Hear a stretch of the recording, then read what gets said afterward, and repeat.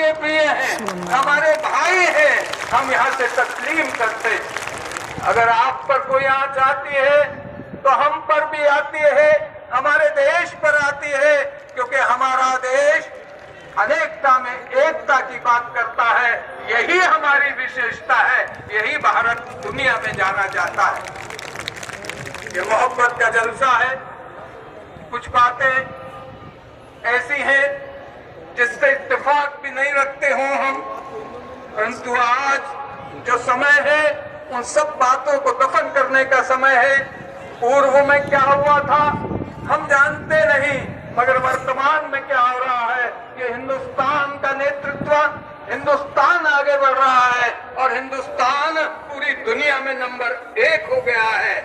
आज चिंता इस बात की है कि ये जो एकता अखंडता ने हमें नंबर 1 बनाया है, कहीं हमारी गुस्ताखियों से, कहीं हमारी कमियों से ये देश कमजोर ना हो जाए।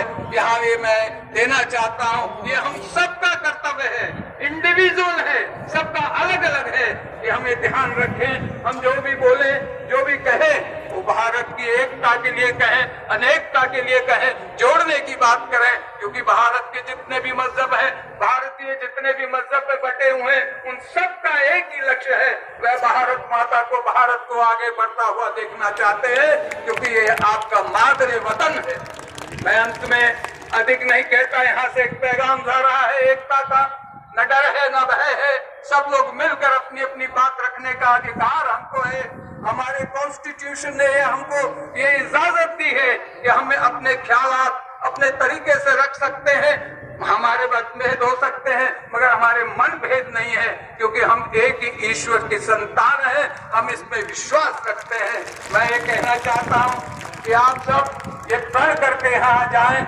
ये आपका प्यार और मोहब्बत का पैगाम जो आपने हमको बुलाया है, हम 2006 से इस पे काम कर रहे हैं और हमारे सारे के सारे नेता उसके साथ जुड़े हैं। मैं अंत में आपसे दरखास्त करता हूँ कि सारे जहां से अच्छा हिंदुस्तान हमारा, हम बुलबुले हैं इसके, ये गुलसिता हमारा, ये गुलदस्ता खंडित नहीं होना चाहिए। हम एक थे, एक हैं और एक ही रहेंगे। जय हिंद। और जरा जज्बात के